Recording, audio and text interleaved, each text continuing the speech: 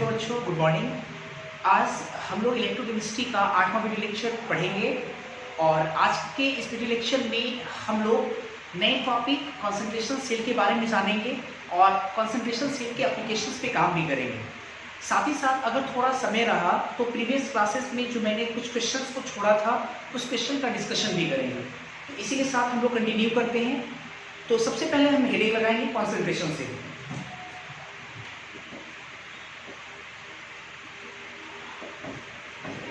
Concentration cell, concentration cell. सबसे पहला सवाल ये कि कंसंट्रेशन सेल होता क्या है। ठीक है, तो कंसंट्रेशन सेल के बारे में पहला लाइन और सबसे इंपॉर्टेंट लाइन वो ये कि कंसंट्रेशन सेल एक प्रकार का गैल्वेनिक सेल होता है। गैल्वेनिक सेल मतलब concentration cell is a type of galvanic cell. अच्छा, कंसंट्रेशन सेल को और भी अच्छे से समझने के लिए मैं आपको थोड़ा रिकॉल कराना चाहता हूँ कि डैनियल सेल क्या था। आपको याद होगा कि डैनियल सेल भी एक प्रकार का गैल्वेनिक सेल होता था और वैसे गैल्वेनिक सेल को हम लोग डैनियल सेल कहते थे जिसमें कैथोड के रूप में कॉपर का रॉड हो और एनोड के रूप में अगर जिंक का रॉड अगर हो तो वैसे गैल्वेनिक सेल को हम लोग नाम देते थे डैनियल सेल। उसी प्रकार वैसा गैल्वेनिक सेल जिसमें कैथोड और एनोड सेम मटेरियल का बना हो, सेम मटेरियल का, सेम सब्सटेंस का बना हो या सेम मेटल का बना हो, तो वैसे गैल्वेनिक सेल को हम लोग एक नाम देंगे कंसंट्रेशन सेल। क्या बोलेंगे उसको हम लोग? Concentration cell. तो कंसंट्रेशन सेल क्लियर हो गया। कंसंट्रेशन सेल किसको बोलेंगे? कंसंट्रेशन सेल एक प्रकार का आपका गैल्वेनिक सेल है। पहला लाइन ये, और दूसरी लाइन ये कि कंसंट्रेशन जो सेल है, कंसंट्रेशन सेल है ना, वैसा गैल्वेनिक सेल जिसमें कैथोड और एनोड दोनों जो है वो सेम मटेरियल का बना हो, दोनों सेम मेटल का बना हो, तो वैसे सेल को हम लोग क्या बोल देंगे? Concentration cell. ठीक, ये तो इसका डेफिनेशन था। अब देखो, जैसे जो बच्चे वीडियो लेक्चर को काफी लगातार और अच्छे ढंग से देख रहे होंगे उन बच्चों के दिमाग में एक सवाल जरूर खटकता होगा, वो ये कि सर आपने पढ़ाया था इलेक्ट्रोड पोटेंशियल, थोड़ा इसके बारे में जानते हैं। आपने सर एक बार पढ़ाया था इलेक्ट्रोड पोटेंशियल, इलेक्ट्रोड पोटेंशियल, और इलेक्ट्रोड पोटेंशियल के बारे में आपने कहा था कि इलेक्ट्रोड पोटेंशियल जो होता है वो नेचर ऑफ इलेक्ट्रोड पे डिपेंड करता है। नेचर ऑफ इलेक्ट्रोड कि मतलब इलेक्ट्रोड का नेचर कैसा है। तो सर आज आप बोल रहे हैं कि कंसंट्रेशन सेल हम वैसे सेल को कहेंगे जिसमें दोनों इलेक्ट्रोड कैथोड और एनोड दोनों सेम मटेरियल का बना हो, और अगर सेम मटेरियल का बना होगा तो इसका मतलब ये हुआ कि उस सेल का जो है सेल पोटेंशियल जीरो हो जाएगा। कैसे? क्योंकि कहीं ना कहीं इलेक्ट्रोड पोटेंशियल जो था वो नेचर ऑफ इलेक्ट्रोड पर डिपेंड करता था। अगर इलेक्ट्रोड पर डिपेंड करेगा तो जिस मटेरियल का कैथोड बना हुआ उसी मटेरियल का अगर एनोड बना हुआ है, और हम लोग जब सेल पोटेंशियल निकालते हैं तो हम लोग क्या करते हैं कि सेल पोटेंशियल निकालने के लिए एक इलेक्ट्रोड के पोटेंशियल से दूसरे इलेक्ट्रोड के पोटेंशियल को घटाते हैं। रिडक्शन पोटेंशियल कैथोड के रिडक्शन पोटेंशियल से एनोड के रिडक्शन पोटेंशियल को घटाते हैं। तो इसका मतलब ये हो कि सर अगर इलेक्ट्रोड पोटेंशियल, अगर मान लीजिए दोनों इलेक्ट्रोड सेम है, दोनों इलेक्ट्रोड अगर सेम है तो दोनों दिमाग में आ रहा है कि दोनों इलेक्ट्रोड सेम है और इलेक्ट्रोड पोटेंशियल इलेक्ट्रोड के नेचर पर डिपेंड करता है। और जब हम लोग सेल पोटेंशियल निकालेंगे तो कहीं ना कहीं कैथोड के रिडक्शन पोटेंशियल में से एनोड के रिडक्शन पोटेंशियल घटाएंगे, और डिपेंड करता है दोनों का नेचर सेम है तो घटाएंगे तो ऑब्वियसली जीरो, घटाने के बाद क्या आएगा? वैल्यू जीरो आएगा। तो ई सेल तो जीरो हो जाएगा, और अगर किसी सेल का ई सेल जीरो हो गया तो फिर वो सेल हमारा किस काम का? क्योंकि सेल तो हम लोग तब कहेंगे ना जब वो सेल हमको कुछ काम करके दे, इलेक्ट्रिकल एनर्जी प्रोवाइड करे, और जब ई सेल ही जीरो हो गया तो इसका मतलब वो डेड सेल है। आपके दिमाग में ये बातें आ रही होगी। लेकिन मेरा ये कहना है कि ऐसा नहीं होगा, ऐसा नहीं होगा। क्यों? तो समझिए, पहले मैंने आपको जब पढ़ाया था कि इलेक्ट्रोड पोटेंशियल जो है किन किन बातों पर डिपेंड करता है, तो वहां पे मैंने नेचर ऑफ इलेक्ट्रोड के अलावा एक पॉइंट और लिखा था। नेचर ऑफ इलेक्ट्रोड पर डिपेंड करता ही है, साथ ही साथ मैंने ये भी कहा था कि कंसंट्रेशन ऑफ आयन पे डिपेंड करता है। कंसंट्रेशन ऑफ आयन, या अगर गैस है तो पार्शियल प्रेशर पे डिपेंड करेगा। कंसंट्रेशन ऑफ आयन या गैस है तो पार्शियल प्रेशर पे डिपेंड करेगा। तो मतलब ये हुआ कि कंसंट्रेशन जो सेल है, ठीक है, इलेक्ट्रोड का नेचर तो सेम है। इसका मतलब ये हुआ कि अगर आपको ऐसे सेल से इलेक्ट्रिकल एनर्जी प्रोवाइड कराना है, इलेक्ट्रिकल एनर्जी लेना है, तो कहीं ना कहीं कॉन्सेंट्रेशन को क्या करना पड़ेगा? अलग करना पड़ेगा, डिफरेंट लेना पड़ेगा। या अगर गैस है तो उनके पार्शियल प्रेशर को अलग लेना पड़ेगा। क्योंकि अगर आप सब कुछ अगर सेम रखोगे तो दोनों इलेक्ट्रोड का रिडक्शन पोटेंशियल सेम होगा, और जब सेल पोटेंशियल निकालेंगे तो जीरो हो जाएगा। तो इसका मतलब ये हुआ कि ऐसे सेल का कंसंट्रेशन सेल, ऐसे कंसंट्रेशन सेल का जो सेल पोटेंशियल होता है वो हमको किसके कारण मिलता है? अलग अलग कंसंट्रेशन के कारण। मतलब कंसंट्रेशन को अलग करना पड़ेगा, मतलब है ना, अलग कंसंट्रेशन करना पड़ेगा। मतलब ये हो गया ओवरऑल हम ये समझे कि कंसंट्रेशन सेल के बारे में। पहला लाइन ये कंसंट्रेशन सेल एक प्रकार का गैल्वेनिक सेल है। सेकेंड लाइन हम लोग समझे कि वैसा गैल्वेनिक सेल जिसमें कैथोड और एनोड सेम मटेरियल का बना हो। और तीसरा लाइन हम लोग ये समझे कि ऐसे सेल का जो सेल पोटेंशियल होता है वो है ना, वो प्रोवाइड करता है। कैसे प्रोवाइड करेगा? डिफरेंट कॉन्सेंट्रेशन के माध्यम से या डिफरेंट गैस के पार्शियल प्रेशर के माध्यम से। ठीक है, तो इन सारी बातों को हम लोग लिखेंगे। ये सेल का कंसंट्रेशन सेल का ये डेफिनेशन हुआ। ठीक, अब देखो क्या है बच्चे कि कुछ किताबों में इस डेफिनेशन को छोड़कर कुछ अलग डेफिनेशन भी देखने को मिलता है। और वो डेफिनेशन क्या है आपको बिल्कुल क्लियर हो जाएगा अगर पहला डेफिनेशन क्लियर है। तो कुछ किताब लिखता है कंसंट्रेशन सेल के बारे में कि वैसा सेल, वैसा गैल्वेनिक सेल जिसका स्टैंडर्ड सेल पोटेंशियल अर्थात E not cell zero, E not cell zero, हाँ E not cell zero, obviously E not cell zero होगा भी। जो बच्चे पहला जो मैंने जितने भी जो लाइन अभी समझाया था 2-3 लाइन, अगर वो लाइन अगर आप समझ में आ गया तो सेकंड डेफिनेशन तो आपके लिए आसान हो गया। सेकंड डेफिनेशन में मैंने बोला कि वैसा सेल जिसका ई नॉट सेल अर्थात standard cell potential zero, obviously standard cell potential zero होगा भी। कैसे जीरो होगा मैं समझाता हूं जरा। जैसे स्टैंडर्ड सेल पोटेंशियल कहते हैं किसको है? स्टैंडर्ड कंडीशन पे जो पोटेंशियल होता है सेल का उसी को हम बोलते हैं स्टैंडर्ड सेल पोटेंशियल। और स्टैंडर्ड कंडीशन पे कंसंट्रेशन ऑफ आयन कितना होना चाहिए? 1 मोलरिटी। अगर गैस है तो पार्शियल प्रेशर कितना होना चाहिए? 1 बार या 1 atm होना चाहिए, है ना। और टेम्परेचर कोई स्पेसिफाइड टेम्परेचर। अब एक चीज बताओ, अभी जो कंसंट्रेशन सेल से आप जो इलेक्ट्रिकल एनर्जी प्रोवाइड करा रहे थे, आप जो इलेक्ट्रिकल एनर्जी इस्तेमाल कर रहे थे या निकाल रहे थे, वो किसके कारण निकल रहा था? कंसंट्रेशन अलग अलग होने के कारण। तो है ना, कंसंट्रेशन अगर अलग अलग हो तो अगर मान लो कि कंडीशन हम स्टैंडर्ड कर दिए तो एक तो बात ये कि दोनों जो आपका कंपार्टमेंट है उसमें कैथोड और एनोड दोनों सेम मटेरियल का बना हुआ है। और साथ ही साथ स्टैंडर्ड कंडीशन पे भी आपका जो आयन का जो कंसंट्रेशन है वो 1 मोलरिटी है। तो जिन जिन बातों पे डिपेंड करता था वो सब तो सेम हो गया।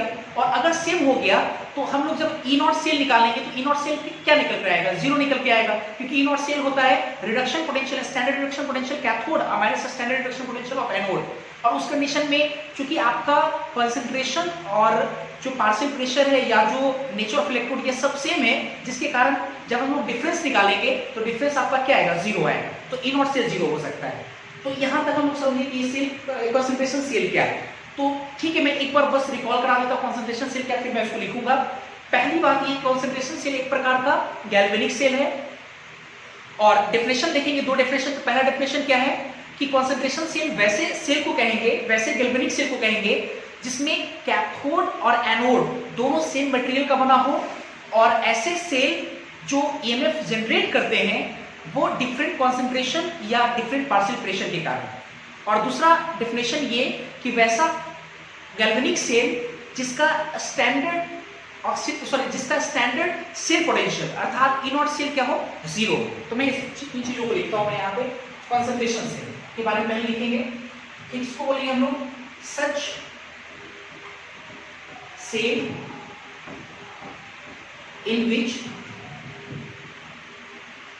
जिसमें cathode and anode are of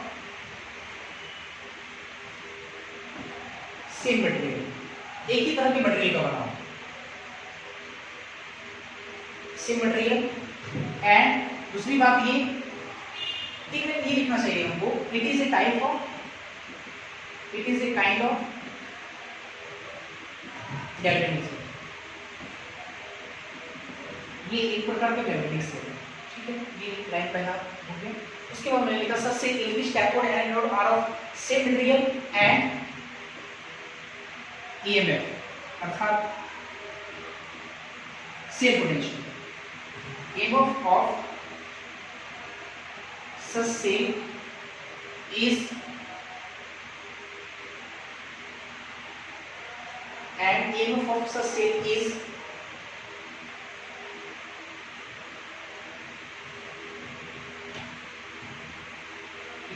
of energy से ठीक है मैंने such cell in which cathode and anode are of same material and EMF of such cell is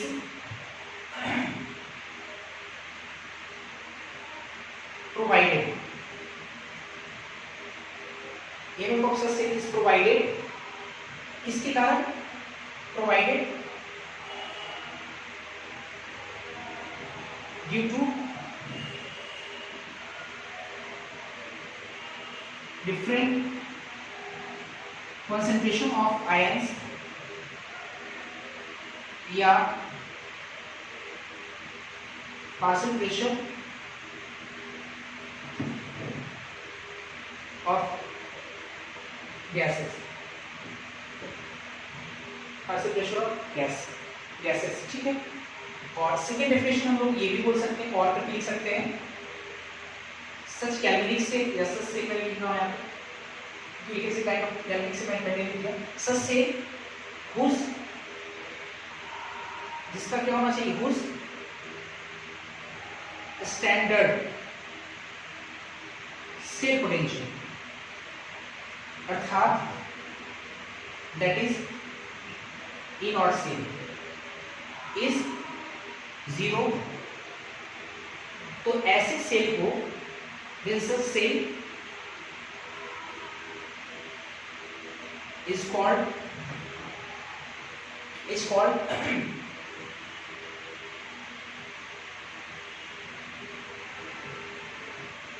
concentration is called concentration cell। तो पहले आप इसको लिखिए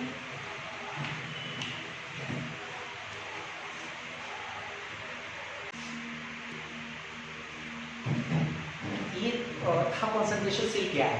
अब कॉन्सेंट्रेशन सेल के कुछ एग्जांपल्स को देखते हैं। जैसे अगर हम एग्जांपल लें कॉन्सेंट्रेशन सेल का, तो कॉन्सेंट्रेशन सेल हमने कहा कि सेम मटेरियल का हो, कैथोड एनोड सेम मटेरियल का हो। अब एग्जांपल लेते हैं, मान लो कि जिंक मेटल का कैथोड और एनोड दोनों बना हुआ है, तो उसका सेल रिप्रेजेंटेशन कैसे होगा, है ना, कॉन्सेंट्रेशन सेल का। तो जिंक सॉलिड, ये आपका एनोड बना हुआ है और ऑब्वियस है जिंक आयन के सॉल्यूशन में डाले होंगे सिंगल वर्टिकल लाइन से Zn प्लस एक्वस, और ये डबल वर्टिकल लाइन सॉल्वेंस, है ना। और फिर राइट साइड में जिंक का हम लोग क्या बनाएंगे, कैथोड, और कैथोड आयन सॉरी कैथोड जो है जिंक का, जिंक डबल प्लस आयन का सॉल्यूशन में होगा तो Zn double plus aqueous single vertical line zinc solvent, ठीक है। तो ये जो रिप्रेजेंटेशन मैंने अभी आपको दिखाया है ये आपका कॉन्सेंट्रेशन सेल है, ठीक। अच्छा, ये जो आपका एनोड है लेफ्ट साइड, राइट साइड में कैथोड, इस एनोड में जिंक आयन का कॉन्सेंट्रेशन हम लोग मान लेते हैं C1 मोल की, और जो कैथोड है उसमें जिंक आयन का कॉन्सेंट्रेशन मान लेते हैं C2 मोल की। तो देखो इस तरह से जो सेल रिप्रेजेंटेशन होगा, और ऐसे सेल को हम लोग क्या बोलेंगे, कॉन्सेंट्रेशन सेल। यही आपका कॉन्सेंट्रेशन सेल। तो कॉन्सेंट्रेशन सेल में तो क्वेश्चन आते ही है, लेकिन एक बड़ा काफ़ी पॉपुलर सवाल है इसमें, काफ़ी पूछा जाता है, कॉमन क्वेश्चन आता है आपके एग्जाम में, कि जैसे आपको ये दिया रहेगा कॉन्सेंट्रेशन से एक दे देगा रिप्रेजेंट करके, इस तरह से मेंशन कर देगा, इसके कुछ कॉन्सेंट्रेशन दिए रहेंगे, इसके भी कुछ कॉन्सेंट्रेशन दिए रहते हैं, और आपसे पूछा जाता है कि ये जो कॉन्सेंट्रेशन सेल है ये वर्किंग सेल है या नॉन वर्किंग सेल है, अर्थात स्पॉन्टेनियस है कि नॉन स्पॉन्टेनियस, ये पूछा जाता है सिर्फ कॉन्सेंट्रेशन दे करके। तो हमको करना क्या होगा कि अगर आप चाहें तो इसको तुरंत टिक आउट भी कर सकते हो, लेकिन इसके लिए आपको यहाँ पे जो लास्ट में कंक्लूजन पार्ट आएगा वो उससे पता चलेगा। अभी तो पता नहीं चलेगा कि वर्किंग सेल होने के लिए इस कैथोड वाले कंपार्टमेंट का कंसंट्रेशन और एनोड वाला कंपार्टमेंट कंसंट्रेशन किसका ज़्यादा किसका कम होना चाहिए, ये अभी नहीं पता चलेगा, ये बाद में पता चलेगा। हालांकि कंक्लूजन जब लास्ट में लाएंगे तो इससे आपको थोड़ा ध्यान रखेंगे, तो इस तरह के क्वेश्चन हम आराम से है ना कर सकते हैं। तो देखते हैं जरा इसके लिए पहले, ठीक है। तो लगाते हैं इसमें फ्रॉम-नल्स इक्वेशन। फ्रॉम-नल्स इक्वेशन काफी इंपॉर्टेंट है, कभी पीछा नहीं छोड़ेगा जब तक आप इलेक्ट्रोकेमिस्ट्री पढ़ रहे हैं। फ्रॉम-नल्स इक्वेशन लगाते हैं, half cell plus half cell कर लगाते हैं, तो ई से बराबर कितना होगा, ई नॉट, इसके लगा रहे हैं ई नॉट जिंक से zinc double plus minus 0.0591 upon n, obviously दो इलेक्ट्रॉन ट्रांसफर है, लॉग जब रिएक्शन होगी जिंक से जिंक चेंज होगा Zn डबल प्लस 2 इलेक्ट्रॉन, तो प्रोडक्ट में Zn डबल प्लस 2 का कंसंट्रेशन होगा, जिंक हम लिखेंगे नहीं, तो प्रोडक्ट बटा रिएक्टेंट, तो Zn डबल प्लस 2 का कंसंट्रेशन। और ये कौन सा Zn डबल प्लस 2 है, लेफ्ट हैंड वाला कि राइट हैंड वाला, तो LHS वाला, इसको डिफरेंशिएट करने के लिए LHS लगा सकते हैं, LHS वाला। फिर उसके बाद ये हो गया, ये हाफ से इसका लगा है, प्लस ये वाला हाफ से, तो प्लस E0 रिडक्शन है, तो Zn डबल प्लस से Zn माइनस 0.0591 अपॉन n का वैल्यू कितना 2 plus zinc double plus 2 electron को गेन करके जिंक में जा रहा है, और लॉग उस रिएक्शन का क्यू वैल्यू कितना होगा, लॉग प्रोडक्ट बटा रिएक्टेंट लिखेंगे, प्रोडक्ट में जिंक सॉलिड है वो तो लिखेंगे नहीं, रिएक्टेंट में 1 बटा Zn डबल प्लस कंसंट्रेशन के पावर 1, और ये कौन सा है, ये LHS है, तो ये वाला आपका क्या है RHS, राइट हैंड साइड में जो है ना कंपार्टमेंट है उसके जो जिंक प्लस आयन है उसके कंसंट्रेशन, ठीक है। इसके बाद देखते हैं जरा नेक्स्ट, और ई से बराबर, अच्छा इन दोनों को एक साथ लिखते हैं, इन दोनों, ये आपका E0 जिंक से Zn डबल प्लस है, ठीक है, और प्लस में ये है, लेकिन हम चाह रहे हैं कि इसको जो है ये देखो आपका रिडक्शन पोटेंशियल है, तो अगर एक पार्टिकुलर इलेक्ट्रोड का अगर रिडक्शन पोटेंशियल, इसको हम ऑक्सीडेशन पोटेंशियल लिखना चाहते हैं, तो अभी ऐसा माइनस का साइन E0 Zn से Zn डबल प्लस लिख सकते हैं, क्योंकि रिडक्शन का हम चाहे ऑक्सीडेशन में कर लीजिए इसको, है ना, दोनों एक साथ लेंगे यहाँ पे। फिर अब इन दोनों देखो कॉमन क्या है, माइनस 0.0591 अपॉन 2 कॉमन है, तो ब्रैकेट के अंदर में क्या बचेगा आपका, बचेगा log Zn double plus ion का कॉन्सेंट्रेशन LHS प्लस माइनस तो कॉमन हो गया, प्लस लॉग 1 बटा Zn डबल प्लस आयन का कॉन्सेंट्रेशन कौन सा वाला, राइट हैंड साइड वाला RHS। अब देखो ये दोनों देखो कटेगा, हालांकि अगर आप इन दोनों को जोड़ते हैं तो आप E0 सेल भी गए, और पहले चूंकि हम कॉन्सेंट्रेशन सेल कर रहे थे, मैंने आपको पहले ही बोला था कि कॉन्सेंट्रेशन सेल एक ऐसा सेल है जिसका E0 सेल 0 होता है, तो इन दोनों को जोड़कर जब आप E0 सेल लिखते हो तो E0 सेल भी 0, हालांकि देखो दोनों कट भी गए, ठीक है। तो यहाँ से आपके पास आएगा E से बराबर क्या आएगा, यहाँ पे ये माइनस 0.0591 अपॉन 2, ये हो जाएगा लॉग, देखो अच्छे से जरा यहाँ पे log A plus log B, तो लॉग A इंटू B, तो ऊपर में आपका Zn डबल प्लस 2 का कंसंट्रेशन ये आपका LHS वाला है, और नीचे में आपका कितना, ये इंटू में 1 बटा Zn डबल प्लस 2 का RHS, तो ये हो जाएगा Zn डबल प्लस 2, ये कौन सा कंसंट्रेशन, तो ये RHS है, ठीक है। ये आपका है, हमारे पास ओवरऑल आया E से बराबर आया minus 0.0591 upon 2 log Zn double plus LHS, Zn double plus LHS concentration कितना है C1, अब बटा ये कितना हो गया C1 बटा C2 आया, तो ये समझ लो एक तरह का फॉर्मूला भी है, अगर इसे पूछेगा कंसंट्रेशन सेल का तो C1 और C2 रखेंगे वहां पे और आपका आंसर चला आएगा, हालांकि फॉर्मूला मत बनाइए, आपको इस तरह से अप्रोच करने के लिए आपको आना चाहिए, मैंने कई बार बोला भी कि आपको नल्स इक्वेशन लगाने के लिए आना चाहिए, फ्रीक्वेंटली लगाने के लिए आना चाहिए, इस तरह से लोग काम कर लेंगे। अच्छा अब आते जरा नाउ, मैंने आपको कहा कि इस तरह के सवाल में एक क्वेश्चन बड़ा कॉमन है, आपसे पूछता है कि जो सेल रिप्रेजेंटेशन दे करके और कंसंट्रेशन का मेंशन करके आपसे पूछेगा कि सेल वर्किंग सेल है कि नॉन वर्किंग सेल। नाउ हम लेते हैं फॉर वर्किंग सेल, ये cell worker for working cell, for working cell है, तो वर्किंग सेल के लिए ई सेल कितना होगा, पॉजिटिव या नेगेटिव, आपको याद होगा ई सेल होना चाहिए पॉजिटिव ग्रेटर देन 0, ये होना चाहिए फॉर वर्किंग सेल के लिए, और ई सेल जो 0 होगा वो कब होगा, पहले से बाहर माइनस लगा हुआ है, ये कांस्टेंट है, ये भी कांस्टेंट है, तो इसका मतलब log C1 बटा C2 को क्या होना पड़ेगा, नेगेटिव या पॉजिटिव, क्योंकि पहले से नेगेटिव है, तो पॉजिटिव होने के लिए इस पूरे को भी क्या होना पड़ेगा, नेगेटिव, मतलब log C1 बटा C2 का जो वैल्यू है ये नेगेटिव होना चाहिए, और ये log C1 बटा C2 नेगेटिव तब होगा जब C1 बटा C2 का वैल्यू क्या हो, C1 बटा C2 का जो वैल्यू हो वो क्या हो, बढ़िया से आपको याद होगा C1 बटा C2 का वैल्यू लेस देन 1 होना चाहिए, लेस देन 1, ये नेगेटिव तब होगा C1 बटा C2, जब C1 बटा C2 लेस देन 1 हो, मैं आपको थोड़ा सा डेटा मेंशन करके समझाता हूँ, जो बच्चे मैथ को जानते होंगे, C1 बटा C2 का जो वैल्यू है लेस देन 1 होना चाहिए। जैसे मान लो कि ये C1 मान लो कि 4 है और C2 मान लो कि 16 है, ये 4 ये 16, तो 4 और 16 1/4 ऑब्वियसली 1 से कम है, और 1/4 का जो अगर वैल्यू अगर आप देखोगे log 1/4 का वैल्यू वो निकाल कर देखो तो अभी से आपका निगेटिव आएगा। कैसे आएगा थोड़ा सा मेंटली करते हैं। log 1/4 है तो हम लोग log a बटा b से हम लोग तोड़ेंगे, तो log a minus log b, log a का वैल्यू 1 है, b का वैल्यू 4 है, log 1 का वैल्यू 0 अब माइनस log 4 का वैल्यू 0.6, तो माइनस 0.6 आंसर आ रहा है, अभी से माइनस आ रहा है ना। या ऐसे समझो 1/10 लेकर देखो, 1/10 तो 1/10 या 0.1 मान लो, चलो 0.1 1 से छोटा है, ये 0.1 मान लो, 0.1 मतलब तो 1/10, 1/10 का वैल्यू log 1/10 का वैल्यू कितना हो जाएगा, माइनस में 1 आएगा। तो ठीक है, ये C1 बटा C2 क्या होना चाहिए, लेस देन 1। C1 बटा C2 लेस देन 1 का मतलब हुआ कि C1 से ज्यादा बड़ा होना चाहिए किसको, C2, और C1 क्या है आपका, C1 है एनोड का कंसंट्रेशन, एनोडिक कंपार्टमेंट का कंसंट्रेशन, मतलब ये कि जो एनोडिक कंपार्टमेंट का कंसंट्रेशन है वो कम होना चाहिए कैथोडिक कंपार्टमेंट के कंसंट्रेशन से, मतलब concentration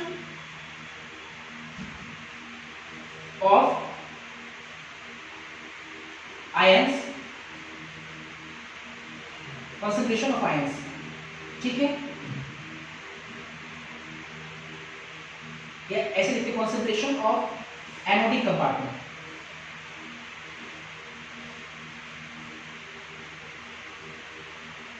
anodic compartment less than concentration of cathodic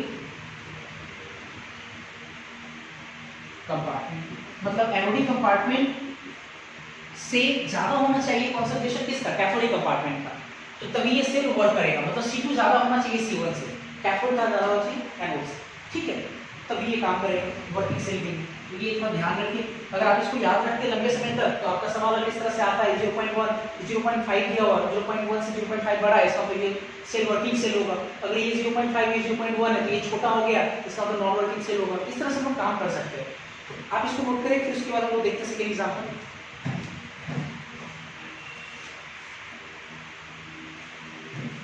इसके बाद एग्जांपल 2 देखते हैं इसी को।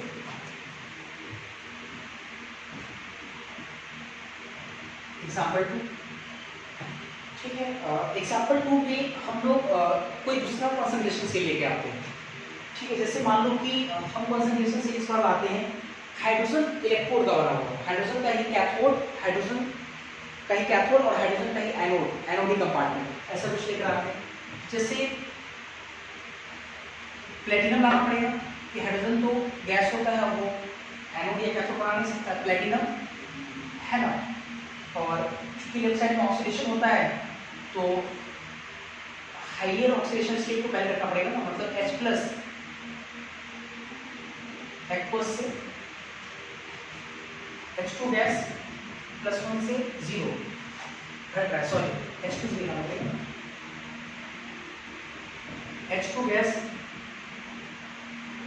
H प्लस एक्वस, सॉल्वेंट्स का साइन ये सब पहले हम लोग पढ़ चुके हैं। H2 गैस से H प्लस एक्वस और प्लेटिनम सॉल्ट, है ना, आपको सेल प्रेजेंटेशन समझ में आया होगा। हाइड्रोजन इलेक्ट्रोड हम पढ़ाए थे, ये आपका कैथोड है, ये आपका एनोड है, रिप्रेजेंटेशन सिखाया हुआ है। मान लो कि अब देखो ये जो रिप्रेजेंटेशन दिया हुआ है और ये जो सेल का रिप्रेजेंटेशन दिया हुआ है, गैल्वेनिक से जो रिप्रेजेंटेशन दिया हुआ है, तो अभी से देखने से ही लग रहा है कि कॉन्सेंट्रेशन सेल है। कैसे, क्योंकि जिस मटेरियल का एनोड बना हुआ है उसी मटेरियल का क्या है, कैथोड बना हुआ है, ऑब्वियसली दोनों मटेरियल सेम है, दोनों में तो ये कॉन्सेंट्रेशन सेम हो गया, ठीक। अब देखिए जरा H2 गैस जो है उसका मान लो कि जो पार्शियल प्रेशर है वो मान लेते हैं कि P1 और कॉन्सेंट्रेशन जो है यहाँ मान लो कि C1 है, कितना है C1 मोलरिटी है, और जो दूसरा कंपार्टमेंट है इसमें पार्शियल प्रेशर मान लेते हैं P1 ATM, मतलब दोनों पार्शियल प्रेशर क्या मान के चले, सेम मान, कंसंट्रेशन अलग है, इसमें C2 मोलरिटी इसका कंसंट्रेशन है, ठीक है। और इस तरह से मान लो कि एक सेम रिप्रेजेंटेशन दिया हुआ है, ऑब्वियसली ये कंसंट्रेशन सेम है, तो अगर मान लो कि इस कॉन्सेंट्रेशन सेल का अगर आपसे ई सेल पूछता है, ऑब्वियस है आप आराम से कंसंट्रेशन लगा के फाइनल फार्मूला तक ले जाइए, क्वेश्चन बनाएंगे। और अगर आपसे पूछता है कि ये जो सेल है क्या ये वर्किंग सेल होगा दिए हुए कॉन्सेंट्रेशन या पार्शियल प्रेशर के लिए, या नॉन वर्किंग सेल होगा, तो उसके लिए हमको कंडीशन निकालना पड़ेगा। कंक्लूजन फिर देखेंगे हम लोग क्या होता है। ठीक है, देखते हैं जरा, लगाते हैं। फ्रॉम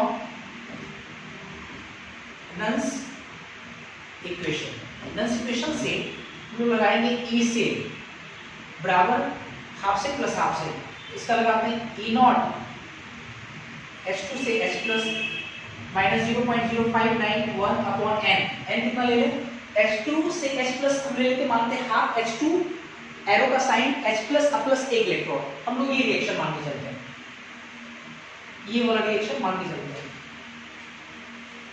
है ना।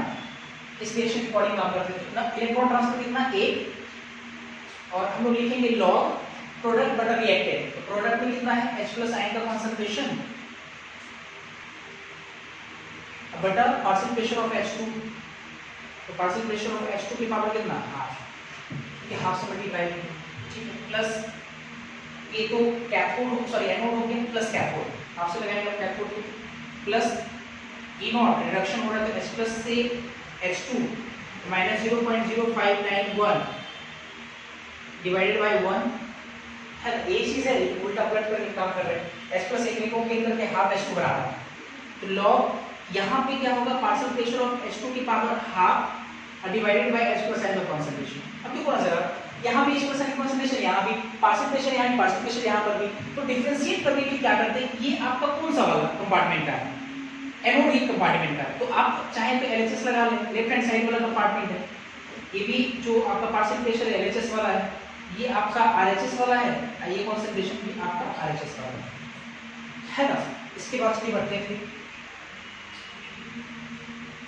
ई से बराबर, देखो जरा, अच्छा ये हम लोग पढ़े कि standard reduction potential of hydrogen electron, देखो रिडक्शन पोटेंशियल ये जीरो होगा और ये भी जीरो होगा, क्योंकि जब रिडक्शन पोटेंशियल जीरो तो ऑक्सीडेशन पोटेंशियल भी जीरो, हालांकि कुछ बच्चे और भी समझो कि इन दोनों को जोड़ कर T0 से लेके E0 से भी जीरो होगा, इस कंसंट्रेशन से पढ़ रहा है, कई तरीके से ये जीरो है, ये जीरो होगा, ठीक है।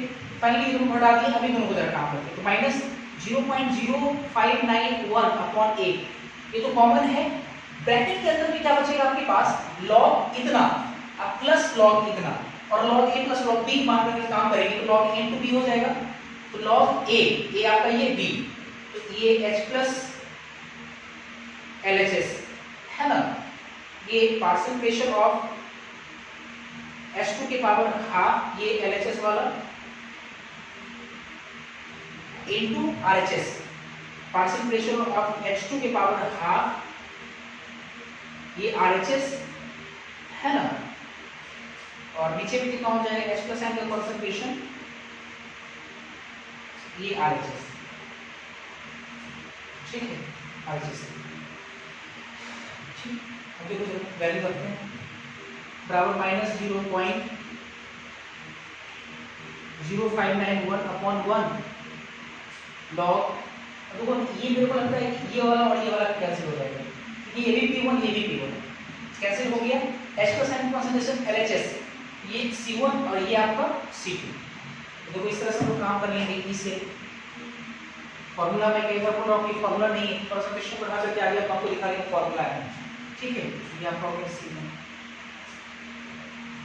चलो अब देखते हैं फॉर वर्किंग सेल लगाते हैं इसके लिए,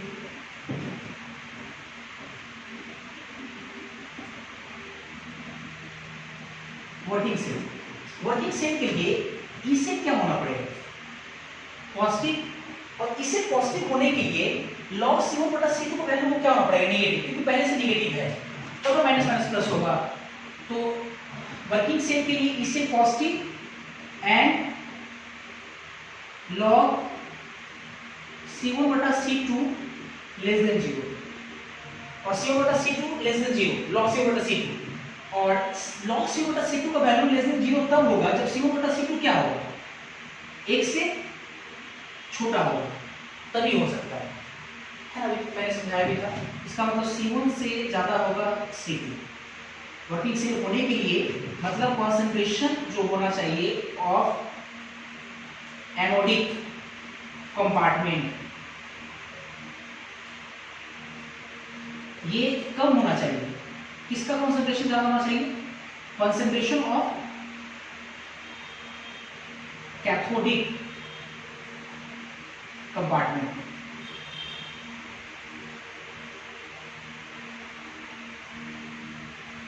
कैथोडिक कंपार्टमेंट। तो मेरे को लगता है पहला वाला भी जो कंक्लूजन आया था कॉन्सेंट्रेशन के टर्म्स में, वो भी यही था कि एनोड का कॉन्सेंट्रेशन कम होना चाहिए, कैथोडिक कंपार्टमेंट का कॉन्सेंट्रेशन ज्यादा होना चाहिए। अभी भी यही चीज आ रहा है।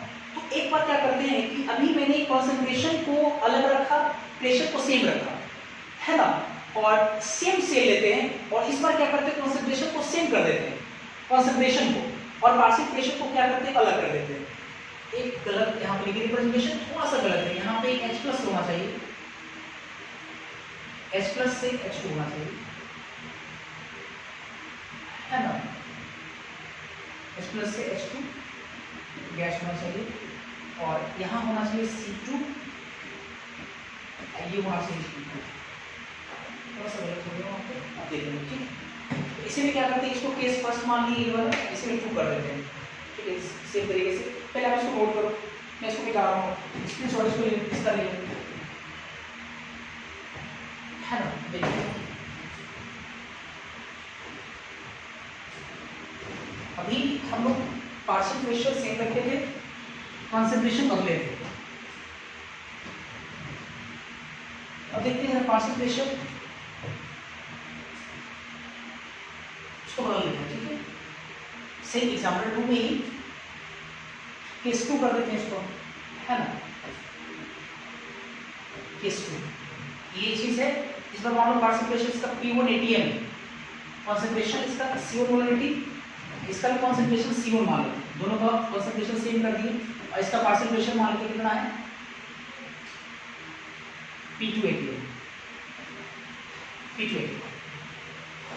अब देखिए इसके अच्छा कुछ किताबों में जैसे ये जो अभी आपका कॉन्सेंट्रेशन सेल है, ठीक है, ये भी सही है, और इस चाहे कॉन्सेंट्रेशन सेल को हम लोग दूसरे तरीके से रिप्रेजेंट कर सकते हैं। कैसे मैं उसको दिखा रहा हूँ, जैसे आप चाहें तो ऐसे लिख सकते हैं PT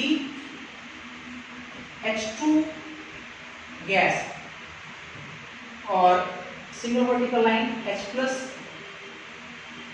एक्वस, और फिर H2 gas single vertical line, sorry comma platinum salt, मतलब ऐसे भी दिखा सकते हैं हम लोग, मतलब हम सॉल्वेंट को चाहे तो हटा सकते हैं। क्यों हटा रही है मैं समझा रहा हूँ। जैसे दोनों जो कंपार्टमेंट है उसमें H प्लस साइन का एक्वस है, H प्लस साइन का एक्वस है, इसका कॉन्सेंट्रेशन C1, इसका कॉन्सेंट्रेशन क्या है C1, ठीक है, कॉन्सेंट्रेशन C1 है।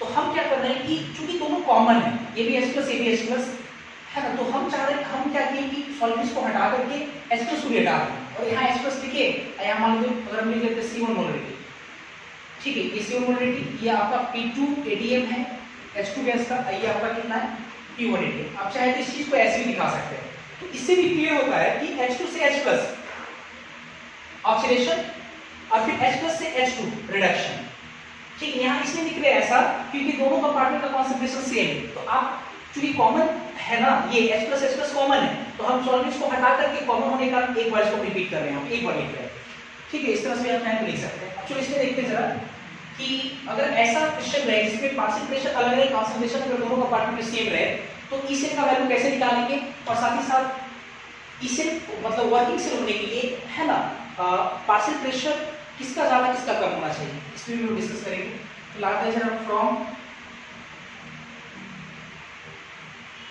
नॉन इक्वेशन से हम लोग लिख सकते हैं ई से बराबर हाफ से प्लस हाफ से किसका लगाते हैं ई नॉट H2 से H प्लस माइनस 0.059 1/1 वही लगा रहे हैं log H प्लस एम का कॉन्सेंट्रेशन के power 1 partial pressure of H2 के पावर हाफ और प्लस राइट हैंड साइड वाला लगाते हैं रिडक्शन वाला H प्लस से H2 minus 0.059 1/1 log partial pressure of H2 है ना, इसको लिखेंगे रिएक्शन के तौर पे half divided by H plus N concentration की पावर ए। अंडरस्टूड है। डिफरेंशिएट करने के लिए इसमें LHS लगा देते हैं, लेफ्ट हैंड साइड का है, और ये आपका RHS है, RHS। ठीक, इसको एक साथ बांधिए जरा। तो E से बराबर ये दोनों कट जाएगा, ये तो 0 है, तो पता है आपको ये 0 हो गया, तो माइनस 0.0591 अपॉन 1 इन दोनों में कॉमन ही है। बचेगा क्या, log A plus log B। तो log A plus log B को log A इंटू लिख सकते हैं, तो log H प्लस का concentration LHS partial pressure of H2 की power half LHS into partial pressure of H2 की पावर हाफ RHS और H प्लस आयन की कॉन्सेंट्रेशन की पावर A, ये RHS है। ठीक है, और ये दोनों में कटेगा क्योंकि दोनों कंपार्टमेंट में जो H प्लस आयन का कॉन्सेंट्रेशन है वो क्या है, C1 से कट जाएगा। अब लगाते हैं यहाँ से E से जो है हमारे पास बराबर आया minus 0.0591 upon 1 log partial pressure of H2 RHS का, RHS मतलब राइट हैंड साइड मतलब ये कितना P2 की power half divided bye P1 के पावर हाफ। तो चाहे तो हम ऐसे लिख सकते हैं E से बराबर माइनस 0.0591 अपॉन 1 लॉग P2 बटा P1 की पावर हाफ लिख सकते हैं एक साथ, है ना। और लॉग में किसी की पावर है तो पावर को बाहर भी लगा सकते हैं, तो पावर देखो बाहर, फिर पावर बाहर आ जाएगा, माइनस 0.0591 अपॉन 1 पावर बाहर आ गया 1/2, और ये कितना हो गया आपका log P2 बटा P1 ये हो गया। या हम लोग चाहे तो ये लिख सकते हैं E से बराबर माइनस 0.0591 अपॉन 2 log P2 बटा P1, ये चीज आपके पास है। अब देखते जरा लगाते हैं, ये तो फॉर्मूला हो गया आपका। अगर आपको पार्शियल प्रेशर दिया रहे और निकालना हो अगर E से, तो हम लोग इस तरह से फॉर्मूला काम कर सकते हैं। हालांकि मैंने एक बार वो फॉर्मूला नहीं लगाओ, कॉन्सेप्ट लगा के काम करो, काफी फॉर्मूला जाएगा। 4 वर्किंग से वर्क करे, इसके लिए E से क्या होना पड़ेगा, पॉजिटिव होना पड़ेगा, 0 ग्रेटर देन 0 होना पड़ेगा। और E से पॉजिटिव तब होगा जब log P2 बटा P1 का वैल्यू क्या हो, नेगेटिव, क्योंकि बैलेंस नेगेटिव बैठा हुआ है, तब ना माइनस माइनस प्लस हो पाएगा। मतलब एंड वर्किंग सेल के लिए log P2 बटा P1 क्या होना चाहिए, लेस देन 0, मतलब नेगेटिव होना चाहिए। और ये नेगेटिव तब होगा जब P2 बटा P1 का वैल्यू क्या हो, 1 से कम हो, तभी तो ये नेगेटिव होगा। तो P2 बटा P1 लेस देन 1, मतलब ये कि P2 लेस देन P1, तो कोई इस बार उल्टा आया है थोड़ा सा, है ना। कैसे थोड़ा समझते हैं। P2 क्या है, एनोड नहीं बल्कि कैथोड का, cathode P2 right hand side cathode. इस पर कैथोड का पार्शियल प्रेशर, देखो पार्शियल प्रेशर का उल्टा है, कैथोड का पार्शियल प्रेशर P2 ये कम होना चाहिए एनोड के पार्शियल प्रेशर से, अर्थात एनोड का पार्शियल प्रेशर ज्यादा होना चाहिए कैथोड के पार्शियल प्रेशर से। मैं लिख सकता हूं यहाँ पे कि यहाँ पार्शियल प्रेशर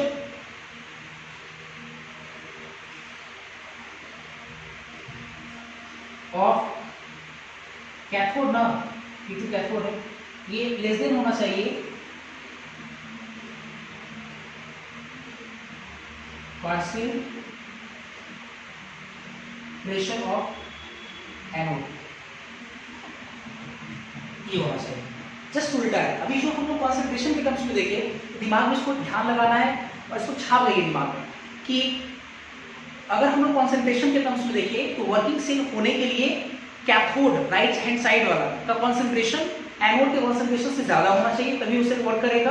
और पार्शियल प्रेशर के टर्म्स में जस्ट इसका उल्टा है। पार्शियल प्रेशर के टर्म्स में क्या करना है कि पार्शियल प्रेशर किसका होना चाहिए ज्यादा, कैथोड का पार्शियल प्रेशर ज्यादा होना चाहिए राइट हैंड साइड का, सॉरी गलती बोले, एनोड का पार्शियल प्रेशर ज्यादा होना चाहिए P1, एनोड का पार्शियल प्रेशर क्या होना चाहिए, ज्यादा होना चाहिए कैथोड के पार्शियल प्रेशर। तो ये रहा आपका कॉन्सेंट्रेशन सेल। तो हम लोग पढ़े कॉन्सेंट्रेशन सेल क्या है, कॉन्सेंट्रेशन सेल के रिप्रेजेंटेशन देखें क्या है, किस प्रकार से रिप्रेजेंट किया जाता है। और कॉन्सेंट्रेशन सेल पे अगर हमको E सेल निकालने के लिए पूछा जाएगा तो E सेल कैसे निकालेंगे, है ना, नॉन लगा करके। और अगर हमसे कॉन्सेंट्रेशन सेल का रिप्रेजेंटेशन दे करके कॉन्सेंट्रेशन वगैरह मेंशन करके अगर हम आपसे अगर पूछा जाता है कि सेल वर्किंग सेल है या नॉन वर्किंग सेल, तो इसके लिए क्या कंडीशन होना चाहिए, तो ये अब तक हम लोग सीखे, इसको हम नोट करेंगे। अब हम लोग कॉन्सेंट्रेशन सेल पे कुछ क्वेश्चंस कर लेते हैं। भी हम लोग कॉन्सेंट्रेशन सेल पढ़ें क्या। अच्छा, कॉन्सेंट्रेशन सेल पे आपके असाइनमेंट में 3-4 क्वेश्चन है, जिसमें से मैंने 2 क्वेश्चन आपके बोर्ड पे लिया है, 46 और 48। ठीक है, 46 क्या है पहले मैं एक बार पढ़ता हूँ, उसको समझाता हूँ, उसको डिस्कस करेंगे। 46 में लिखा हुआ calculate the EMF electromotive force, जिसको हम सेल पोटेंशियल कहते हैं, ऑफ द फ्लोइंग सेल। और सेल एक दिया हुआ है ना, इस तरह से रिप्रेजेंटेशन आपको याद होगा, पढ़ाया है मैंने। और एट 298 केल्विन अर्थात 30 सेल्सियस टेम्परेचर आपको ईएमएफ निकालना है, और एक सेल दिया हुआ, सेल रिप्रेजेंटेशन दिया हुआ। सेल रिप्रेजेंटेशन को देख करके ये पता चल जाएगा कि कहीं ना कहीं जो सेल आपका है वो कॉन्सेंट्रेशन सेल है, क्योंकि कॉन्सेंट्रेशन सेल हम लोग बोलते हैं किसको है, जिसमें सेम मटेरियल इस्तेमाल हुआ हो। अब देखो कैथोड जो है राइट हैंड साइड में वो जिंक मटेरियल का बना हुआ है, एनोड देखो जिंक मटेरियल का बना हुआ है, और ये कॉन्सेंट्रेशन सेल है, और इसका हमको निकालना है ईएमएफ निकालना है ना, तो निकालते हैं जरा। ठीक, कॉन्सेंट्रेशन सेल तो देखो 4 कॉन्सेंट्रेशन सेल ई नॉट से ये तो 0 होगा, ई नॉट से 0 होगा, और नॉन सिचुएशन से लगाएंगे तो मैं डायरेक्ट लगा रहा हूँ। इस तरह का मैंने एग्जांपल लिया था, तो ई सेल का फॉर्मूला कितना था को याद होगा, ई सेल बराबर -0.0591 अपॉन 1 डायरेक्ट हम लगा रहे हैं। लॉग जो बच्चे चाहें तो 4 नॉन सिचुएशन हाफ से प्लस हाफ से भी लगा सकते हैं, लॉग C1 बटा C2, ये याद रखना। यहाँ C1 लेफ्ट साइड, ये राइट साइड, ठीक है ना, कितना सॉरी यहाँ पे 2 रहेगा, 2 तो ठीक है, ये सेम चीज था, यहाँ पे 2 है।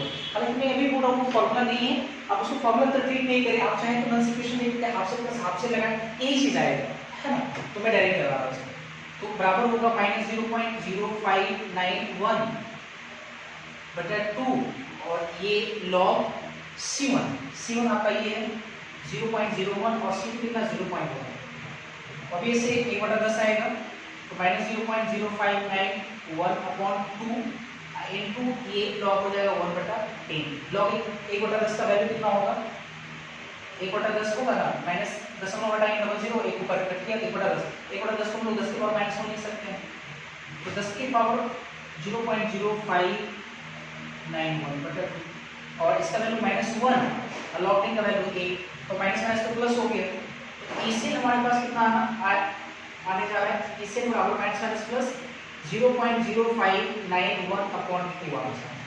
डिवाइड करेंगे तो 0.0 2 दूना 4 2 नंबर 18 11 2 बचे 10, है ना, इतना वोल्ट हमको मिलेगा।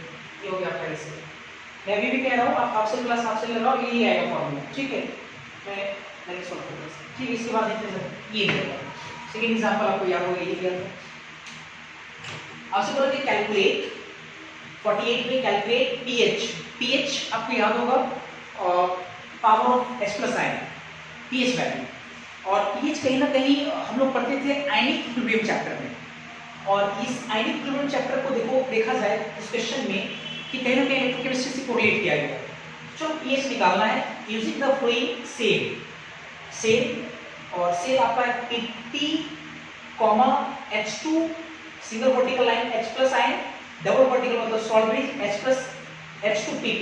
H2 का जो पार्शियल प्रेशर वो 1 atm, H प्लस आयन का जो कंसंट्रेशन वो x molarity, H plus ion का जो कंसंट्रेशन 1 मोलरिटी, H2 का जो पार्शियल प्रेशर वो 1 atm।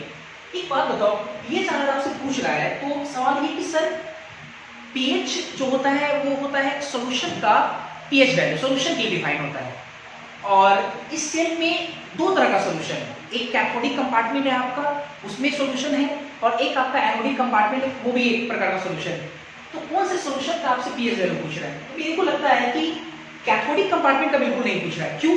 क्योंकि कैथोडिक कंपार्टमेंट में H+ जो है उसका कंसंट्रेशन दिया हुआ 1 मोलरिटी, और वो मोलरिटी दिया हुआ है तो ऑब्वियस है कहीं ना कहीं तो पीएच उसका पता है आपको, H+N कंसंट्रेशन अगर आपको पता है तो पीएच पता है, क्योंकि पीएच बराबर माइनस log H+N कंसंट्रेशन, और H+N कंसंट्रेशन 1, इसका मतलब कि राइट हैंड साइड मतलब जो आपका कैथोड है उसका पीएच वैल्यू कितना होगा, 0 होगा, क्योंकि कंसंट्रेशन 1 है आपका, log 1 का वैल्यू 0 होता है, तो ये 0 हो जाएगा पीएच। तो कहीं ना कहीं इसका लिखा है x molarity left hand side, मतलब एनोड का जो एनोडिक कंपार्टमेंट में जो सॉल्यूशन है उस सॉल्यूशन में H+N का कंसंट्रेशन x मोलरिटी दे रहा है, तो लेफ्ट हैंड साइड वाले जो H+N का सॉल्यूशन है उसका आपसे पूछ रहा है कि कहीं ना कहीं पीएच वैल्यू क्या है, तो इसका मतलब कि हमको निकालना पड़ेगा x, अगर हम x निकाल लिए तो हमारा पीएच निकल जाएगा। चलो इसे कैलकुलेट करते हैं, देखते हैं। अब इसमें पूरा नंस इक्वेशन लगा के दिखाएं, और हाँ इसे भी दिया हुआ है तो लगाते हैं जरा, फ्रॉम नंस इक्वेशन सेल देख कर लगा कंसंट्रेशन सेल है तो ई सेल बराबर लिखेंगे half cell A not H2 से H+ minus 0.0591 upon n, n चलो 1 ले लेंगे तो यहाँ कितना लिखना पड़ेगा, log H+N की कंसंट्रेशन LHS वाला divided by partial pressure of H2 की पावर हाफ, ये भी LHS का है ना, और प्लस मैं डायरेक्ट फॉर्मूला नहीं लगाया इस बार, H2 H+ से H2 चाहे तो आप लगा भी सकते हैं 0.0591 अपॉन 1, चलो मैंने यहाँ पे 1 लिया, लॉग यहाँ पे H+N की कंसंट्रेशन सॉरी पार्शियल प्रेशर होगा ना, पार्शियल प्रेशर ऑफ H2 की पावर हाफ और H+N की कंसंट्रेशन पावर 1, ये RHS है, आपको RHS लिखना पड़ेगा, ये हो गया, ये दोनों तो 0 होगा, तो ई सेल जो है आपके पास आएगा माइनस 0.0591 अपॉन 1, और ये आएगा लॉग, है ना, और ये कॉमन था आपके पास तो ये और ये मल्टीप्लाई हो जाएगा, लॉग मल्टीप्लाई होगा तो H+N का concentration H+ partial pressure of H2 के power half LHS into partial pressure of H2 के पावर हाफ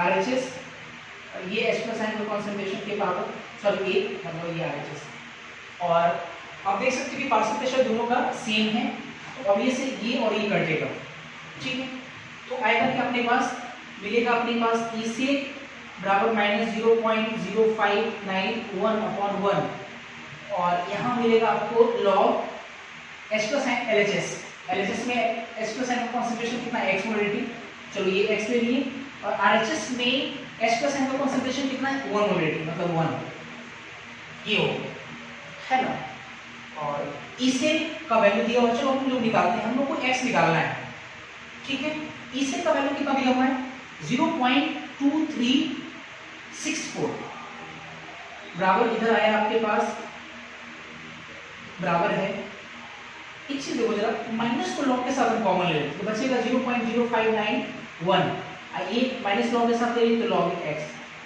देखो एक चीज है कि फाइनली तो आपको H+N का कंसंट्रेशन नहीं निकालना है, बल्कि फाइनली आपको निकालना है pH, और pH निकालने के लिए आपको चाहिए H+N का कंसंट्रेशन, और H+N का कंसंट्रेशन का मतलब x आपको निकालना है, तो फाइनली आपको x नहीं निकालना है, आपको निकालना है माइनस लॉग x, क्योंकि pH निकालना है, तो pH बराबर माइनस लॉग H+N का कंसंट्रेशन, और H+N का कंसंट्रेशन कितना है x है, तो इसका मतलब माइनस लॉग x का ही पूरा वैल्यू निकाल लेते हैं हम लोग क्या, तो यहाँ से माइनस लॉग x का वैल्यू कितना हो जाएगा, ये उधर चला जाएगा, देखो जरा, तो ये आ जाएगा यहाँ पे माइनस लॉग x बराबर कितना हो जाएगा 0.2364 डिवाइडेड बाय ये 0.0591 ये हो गया, और इस माइनस लॉग x को एक साथ कितना लिख सकते हैं, इकट्ठे लिख सकते हैं वो pH, तो pH आपके पास कितना आ गया 0.2364 डिवाइडेड बाय 0.0591, इसको सॉल्व करेंगे जो भी आएगा वो आपका आंसर हो जाएगा, ठीक है, तो ये दो सवाल मैंने 46 48 मैंने कर दिए, ठीक है, इसके बाद फिर देखते हैं, पहले आप इसको नोट करें।